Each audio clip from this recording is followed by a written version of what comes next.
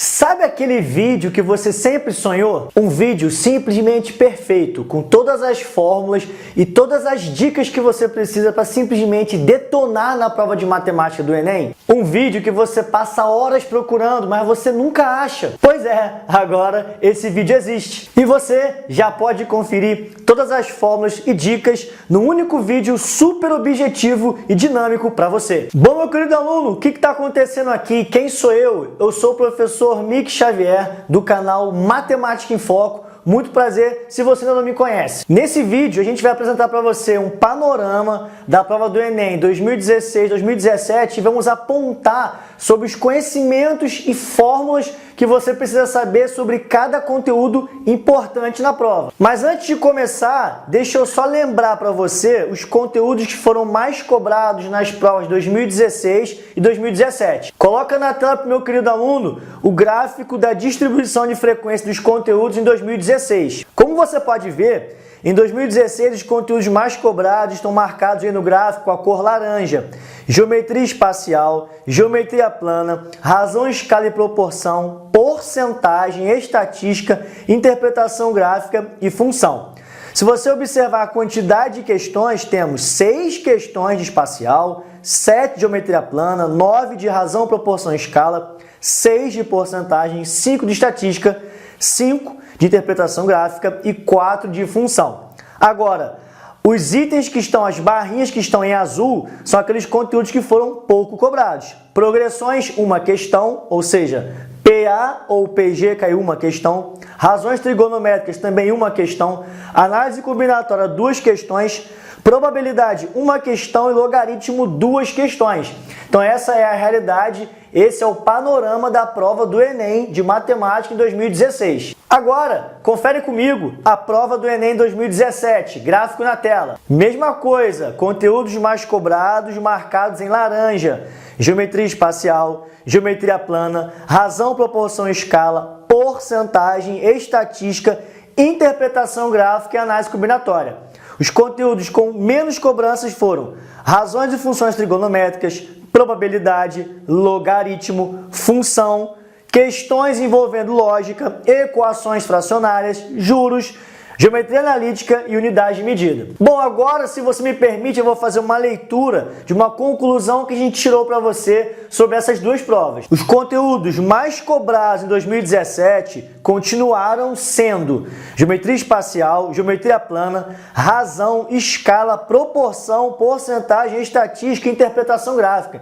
Se você observar os dois gráficos, você vê que o número de questões de geometria espacial, geometria plana e razão, proporção e escala é muito parecido. Só difere uma única questão na quantidade total desses conteúdos cobrados aqui na nossa contagem. Na prova de 2017 não houve cobrança do conteúdo de PA e PG, progressões, sendo que em 2016 só caiu uma questão. Então, a gente acredita que em 2018 esse conteúdo, por não ter sido cobrado em 2017, ele pode sim aparecer em 2018, mas com uma baixa frequência, ou seja, 1 ou 2 questões no máximo. O número de questões de análise combinatória de 2016 para 2017 aumentou de 2 para 5.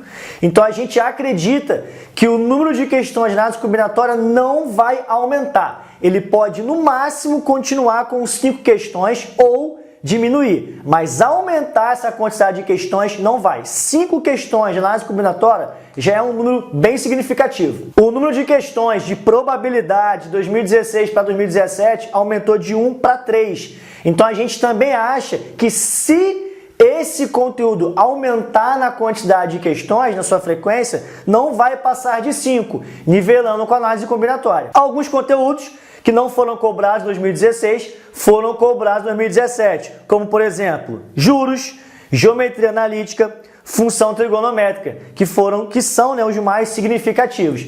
Então, acredito que esses conteúdos podem novamente serem cobrados, mas com uma baixa frequência de quantidade de questões. Bom, muito bem, visto o panorama das duas últimas provas, vamos ver o que você precisa saber para detonar no Enem 2018. Se liga só, o conteúdo de proporção, porcentagem e grandezas proporcionais é o campeão de cobrança, é o campeão de frequência nos 2 últimos anos.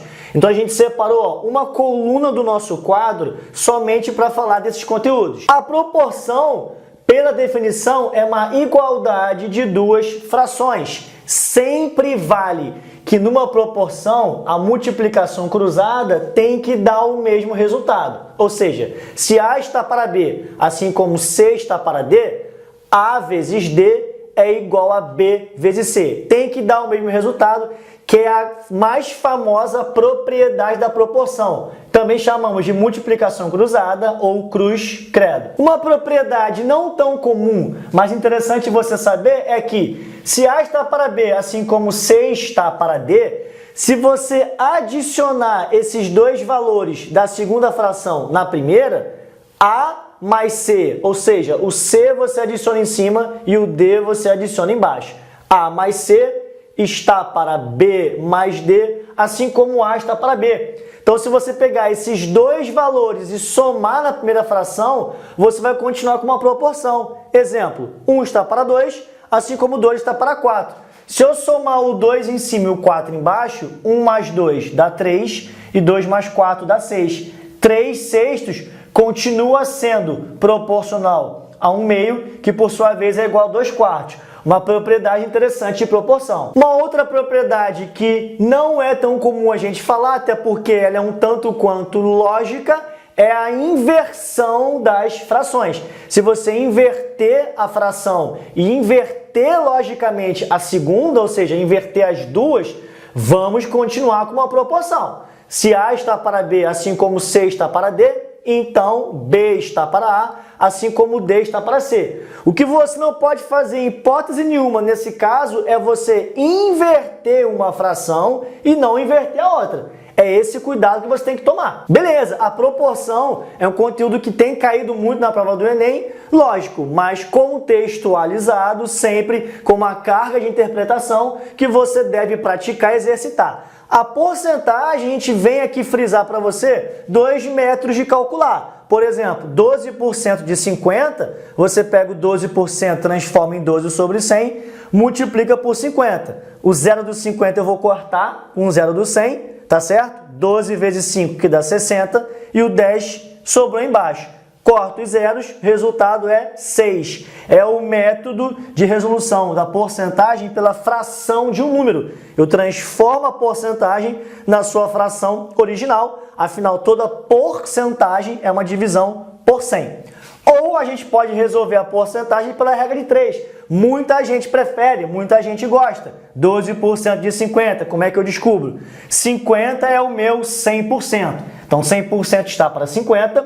Assim como 12% está para x. Multiplica cruzado. 100 vezes x, 100x, que é igual a 12 vezes 50, que vai dar 600. 600 dividido por 100 vai dar x igual a 6. E falando das grandezas proporcionais, em 2016 caiu uma questão que você tinha que saber essa noção para montar o problema e resolver. Era uma questão difícil.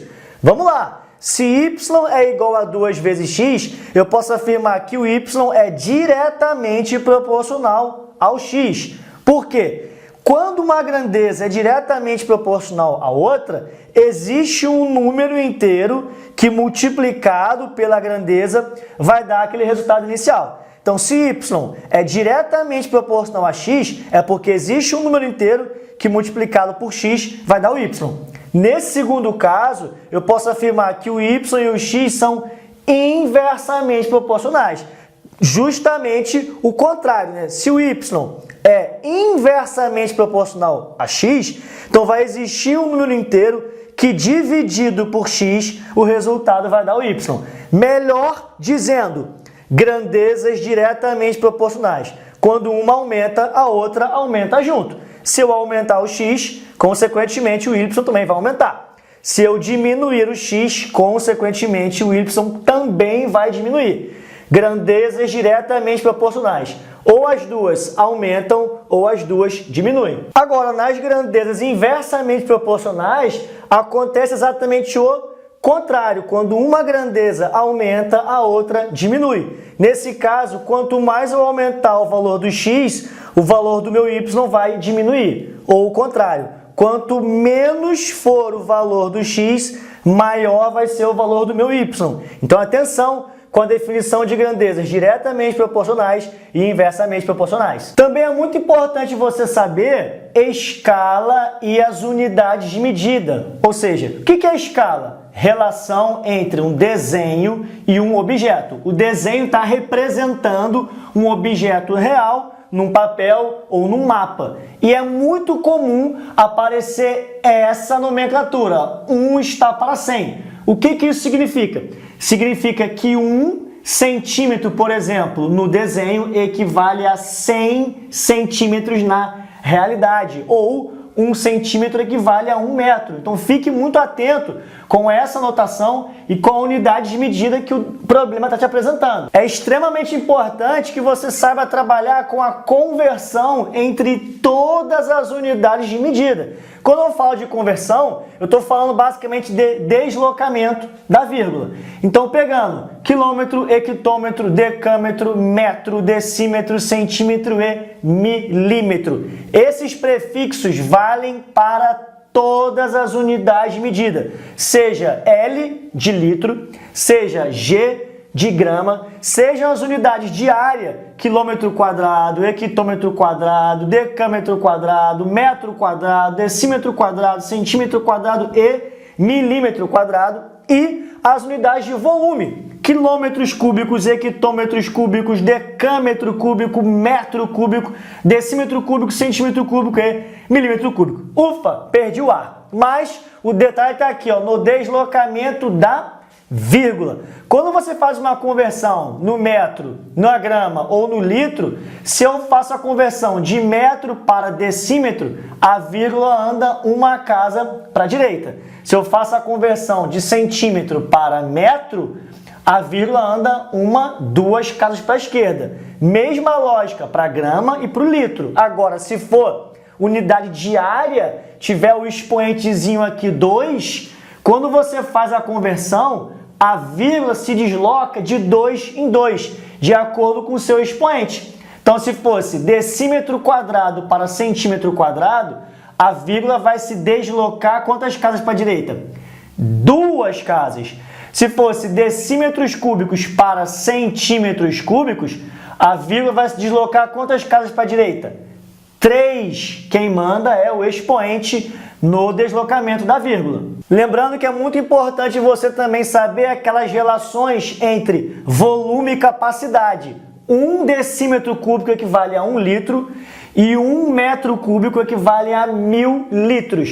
Extremamente importante que você saiba essas relações para também aplicar as conversões. Beleza, observe que eu coloquei aqui no quadro, ó, potenciação, radiciação. Números racionais decimais. Você tem que ter uma boa noção sobre esses conteúdos. Mas o que eu quero dizer com isso? Na prova do Enem, você não precisa se preocupar que potenciação e radiciação não vai aparecer para você uma expressão mirabolante para você sair desenvolvendo todas aquelas propriedades de potência e radiciação até chegar a um determinado resultado. Não é isso que você precisa, mas você precisa ter uma boa noção, sim, das propriedades de potenciação e também das propriedades de radiciação, porque você vai precisar, mas não precisa trabalhar questões tão complexas, tão conteudistas e tão específicas que forçam você a ser um expert em potenciação e radiciação. A mesma coisa vale para os racionais e para os decimais. Se você pegar a prova de matemática do Enem, ela é uma prova repleta de números decimais. Então, se você tiver dificuldade ou se você não tiver agilidade para trabalhar com esses números, você vai se prejudicar, você vai perder muito tempo. Então, é muito importante que você tenha uma boa noção para trabalhar as operações com os decimais, seja multiplicação, adição, subtração ou divisão. Falando de números racionais, estamos falando de frações. Você vai se deparar em algum momento da prova com as frações, seja até mesmo na equação fracionária, ou seja no cálculo de uma área, de um volume. Então você tem que sim ter boa noção no cálculo das frações. adição, subtração, trabalhar com denominadores diferentes, utilizando o MMC, multiplicação e divisão de frações. Mas a mesma coisa vale para as frações. Você não precisa trabalhar questões muito conteudistas que forçam você a ser um expert nas frações, a dominar todas as propriedades, todas as operações de uma maneira quase que excepcional. Não é necessário esse domínio ao nível máximo na prova do Enem. Mas sim, claro, você tem que ter uma boa noção. Agora vamos falar da modelagem matemática. Mas o que é a modelagem matemática? É um dos itens mais importantes da prova do Enem, porque a modelagem matemática é o que transforma a língua portuguesa numa expressão matemática. É o que a gente chama de tradução. Você lê, você interpreta e transforma aquele problema numa equação ou num sistema. E aí essa é a grande e a maior dificuldade de todos os alunos. Pegar uma questão grande, com muito texto, selecionar quais são os dados mais importantes e transformar tudo aquilo que é um contexto de língua portuguesa, é um texto, são palavras, e transformar isso numa expressão matemática. Seja uma equação do primeiro grau, seja uma equação do segundo grau, seja um sistema, ou seja até mesmo uma função. Então, desses 4 itens que a gente colocou aqui, ó, interpretação e as equações, eles são os mais importantes. Você precisa estar muito bem treinado com a interpretação e a desenvolvimento de equação, seja do primeiro grau ou segundo grau, você tem que ter uma boa noção. Até mesmo equações fracionárias, porque pode sim cair na prova do Enem. Sistemas e funções têm caído pouco. Se nós voltarmos a olhar nas nossas tabelas, nos nossos gráficos, das provas de 2017 e 2016, 2017, função, foram 2 questões. Em 2016, função, foram 4 questões. Então, vamos parar para pensar, pô, função é um conteúdo bem extenso, né? Se você for estudar função desde o início até o final, você vai passar pela introdução de função, definição de função, função injetora, bijetora e função injetiva, inversa da função, função composta. Tu vai passar pela função do primeiro grau, segundo grau, exponencial, logarítmica. Meu Deus do céu, é um conteúdo gigantesco dentro da matemática, mas nas provas do Enem, nos últimos 2 anos, tem caído esse conteúdo bem pouquinho. De 2016 para 2017, o número de questões caiu. Então a gente continua esperando que esse número de questões seja pequeno. Muito bem, então a gente começou falando de um conteúdo muito importante na prova, que é a parte de grandezas proporcionais, razão, proporção, escala, porcentagem, unidade de medida, conversões, cai demais no Enem. Chegamos agora e falamos em conteúdos que são extremamente importantes na sua base para fazer a prova. Potenciação, radiciação, equação, sistema e interpretação. Isso faz parte da sua base. É muito importante que você seja bem treinado nesses itens, como nós mencionamos. Não precisa ser um expert em potenciação, radiciação, em racionais, mas que você precisa ter uma boa noção, você precisa. Agora vamos falar de um conteúdo que é extremamente cobrado também nas provas do Enem. Que conteúdo é esse? Geometria. Geometria plana, geometria espacial e também a parte de razões trigonométricas. Então, falando de geometria plana, é extremamente importante que você tenha uma boa noção sobre o conceito de ângulos, né? Não precisamos ser tão específicos, né? Não precisamos trabalhar aqueles problemas de ângulos complementares, ângulos suplementares, não é necessário. Mas é importante que você tenha uma boa noção sobre ângulos, tipos de ângulo, paralelos cortados por transversal, conceito de bissetriz, ângulos adjacentes, ângulos congruentes, porque ângulo não deixa de ser a base de todo o desenvolvimento da geometria. Então, mais uma vez, você tem que ter uma boa noção, mas você não precisa se aprofundar tanto, porque a prova do Enem também não exige disso. Falando dos polígonos convexos, né, a gente tem aquelas 3 fórmulas padrão. Soma dos ângulos internos, n menos 2 vezes 180, n é o número de lados. Soma dos ângulos externos, que é sempre 360 graus, e o número de diagonais do polígono, n vezes n menos 3 dividido por 2, sendo n o número de lados também. Avançando para os polígonos regulares, né, que são aqueles polígonos que possuem todos os lados com a mesma medida, todos os ângulos internos também com a mesma medida e todos os ângulos externos com a mesma medida. Polígonos regulares famosos, quadrado e triângulo equilátero. E aí a gente consegue descobrir o ângulo interno do polígono regular calculando a soma dos ângulos internos, por essa fórmula aqui, dividindo pela quantidade de ângulos que corresponde à quantidade de lados. Para descobrir o ângulo externo do polígono regular, 360 graus, que é a soma de todos os externos, também dividido pela quantidade de ângulos. E temos essa fórmula adicional, que é a quantidade de diagonais que passam pelo centro do polígono. Nos polígonos regulares, a gente consegue calcular quantas diagonais passam no seu centro. É só pegar e dividir o número de lados por 2. Pensa num quadrado, né? Imagina um quadrado e lembre-se das suas duas diagonais. O quadrado tem exatamente duas diagonais. E essas duas diagonais passam exatamente aonde? No centro. O quadrado tem 4 lados, dividido por 2, que dá exatamente 2. Duas diagonais passam pelo centro. É extremamente importante, ainda falando de geometria plana, que você tenha um conhecimento sobre perímetro e o comprimento da circunferência. Às vezes caem questões envolvendo circunferência e é interessante que você também tenha um conhecimento sobre os elementos da circunferência, raio, diâmetro e a sua área. Agora, não acho necessário você aprofundar os seus estudos na circunferência para a prova do Enem, em se tratando de relações métricas na circunferência e também até mesmo os ângulos na circunferência. Mas, falando dos ângulos, ângulo central, ângulo inscrito, ângulo de segmento, ângulo excêntrico interno e ângulo excêntrico externo, é muita coisa. Eu acredito que para a prova do Enem, é mais importante você ter uma noção sobre ângulo central e ângulo inscrito.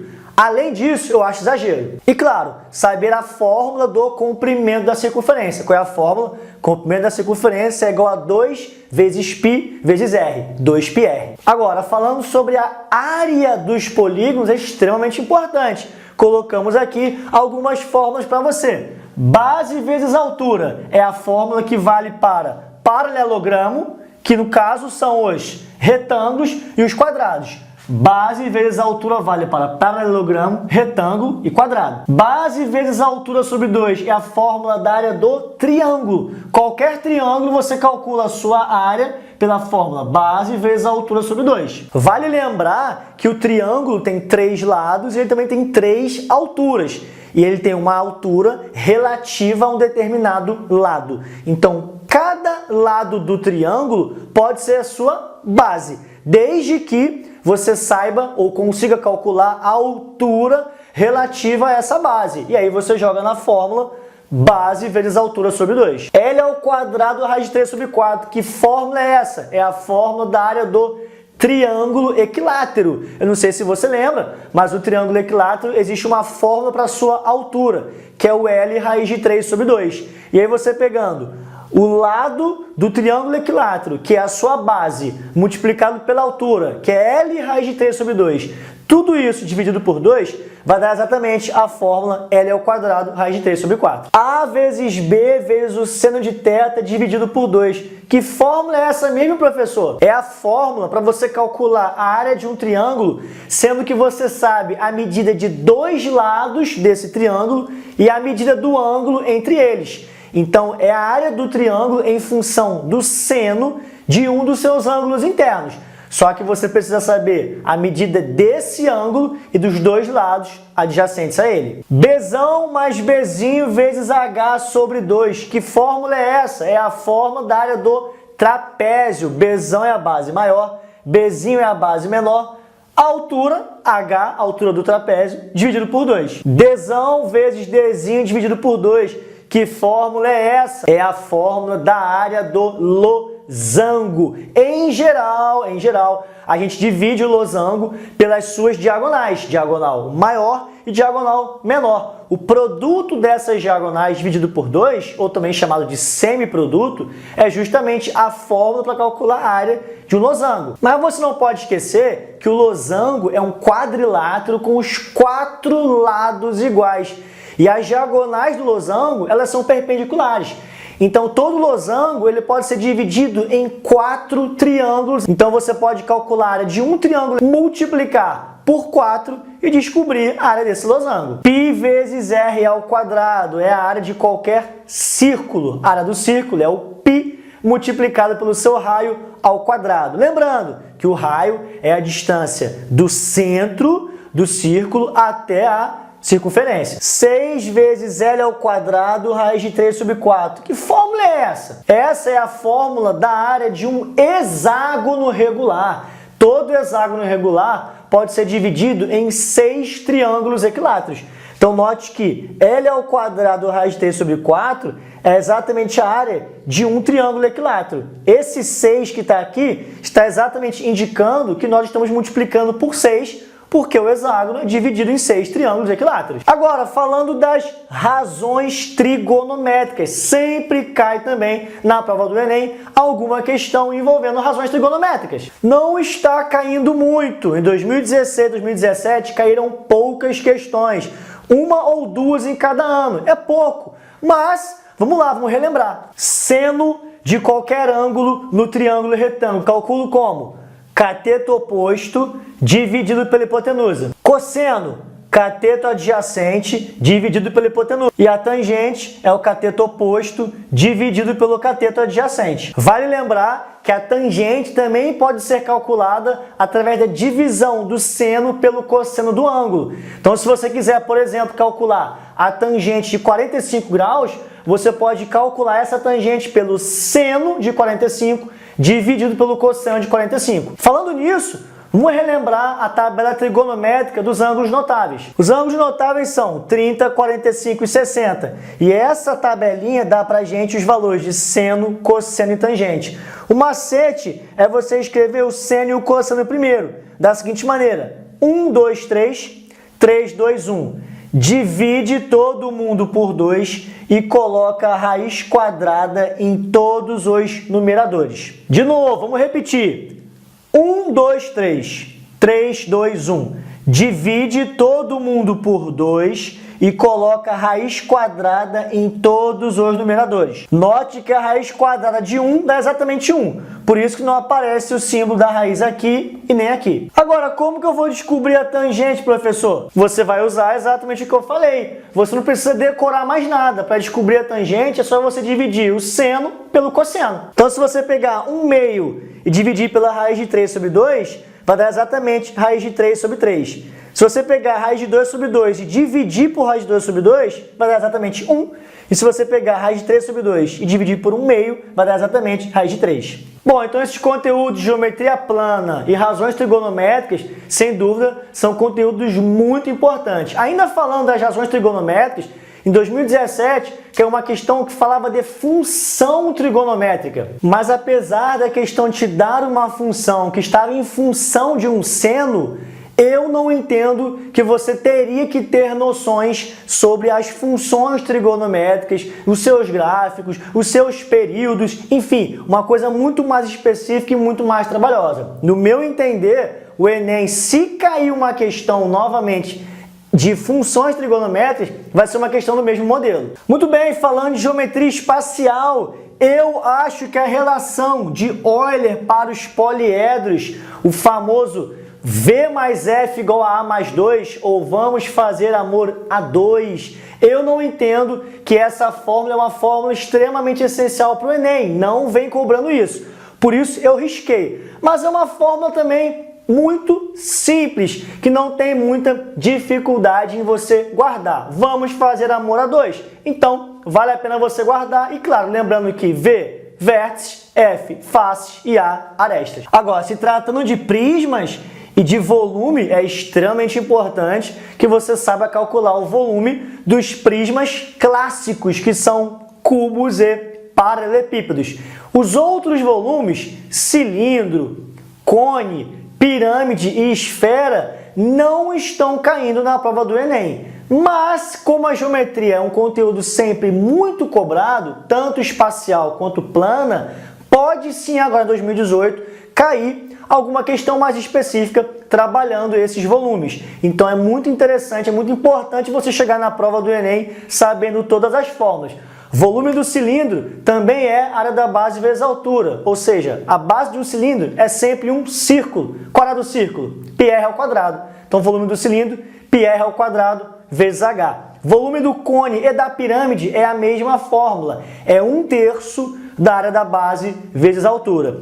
E o volume da esfera é 4/3 de πr ao cubo. Falando agora de análise combinatória na prova do Enem, análise combinatória é um conteúdo que normalmente é chato e o Enem tem trazido questões e está dando mais atenção para esse conteúdo. Então a gente tem que ficar ligado, porque em 2016 foram 2 questões de análise combinatória. Em 2017 foram 5, sendo que em 2017 caiu uma questão, a questão do caminhão cegonha, que não era uma questão simples, era uma questão que você, para resolver, tinha que ter um nível de conhecimento mais avançado, porque você precisava da fórmula de permutação com repetição ou da fórmula de combinação com repetição. Ambas as fórmulas não são fórmulas tão fáceis de trabalhar. Mas eu acredito que o Enem não vai passar disso. Não vai trazer mais do que 5 questões de análise combinatória. Eu até acredito que em 2017 para 2018 ele vai diminuir o número de questões. Por quê?